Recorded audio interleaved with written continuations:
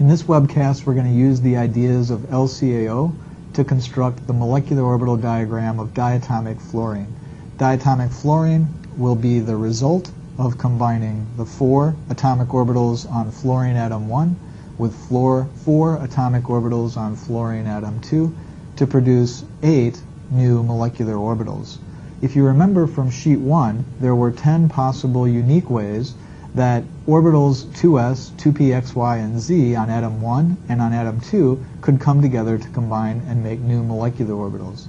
We only need 8 of them. In fact, we can't produce 10. Rules of molecular orbital theory don't allow us to produce more molecular orbitals than the numbers of atomic orbitals from which the molecular orbitals are derived, so we have to have exactly 8 molecular orbitals from a total of 8 atomic orbitals.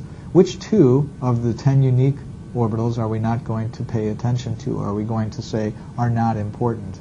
We can get an idea about that from our generalizations and the ideas that energies must be matched in order to produce the greatest amount of an interaction, the greatest amount of overlap. One of the combinations that we came up with was the sigma s/p, combination of 2s plus and minus the p orbital, the px orbital.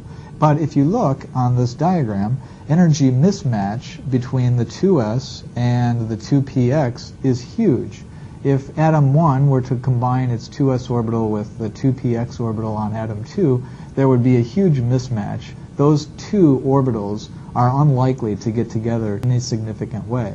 The conclusion of all of that means is that we can ignore the sigma sp and sigma star sp combinations for fluorine because this gap in energy is so large. So what's the result? The result is that we know how to combine the 2s orbitals together to make a sigma s and a sigma s star. Those can be thought of as in the molecular orbital diagram like we showed last time. We also know that the 2px orbitals can come together in an energy matched case to produce the sigma p and the sigma p star. We know about the pi combinations. The py's can come together and the pz's can come together to produce pi-type bonding interactions. We know that pi is not going to be as destabilized or stabilized as is sigma, and hence the order here is sigma p and then pi. We also saw the anti-bonding pi combinations, and so these are 4 new molecular orbitals that are pi orbitals that combine from the matched 2p cases. And so we're left with, by ignoring the sigma sp combinations, we're left with those 8 molecular orbitals. Now, fluorine brings with it 7 valence electrons, and I've added electrons into the atomic orbitals, filling them up from lowest. Now I take those 14 electrons all together, and again I use Hund's rule and apply filling the new molecular orbitals with electrons from the atomic orbitals that they're derived from with electrons, filling from the bottom upward, and I'm left with the diagram that's shown here. Remember, 2 electrons occupy each one of the levels. So there is an interpretation that we can make between the molecular orbital diagram and our Lewis structures. With the Lewis structure, we found that there were 6 non-bonding pairs of electrons and 1 bonding pair of electrons.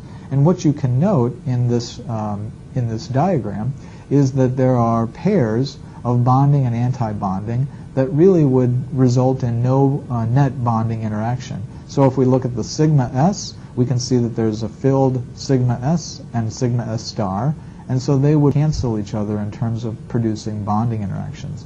Similarly, for every pi that's filled, there's a pi star that's also filled, and so there's no net contribution from pi bonding. Take a look at all of those combinations that have filled bonding and filled anti-bonding. You can see that there are exactly 6 non-bonding pairs of electrons that would correspond to the 6 lone pairs that we draw on the Lewis dot structure.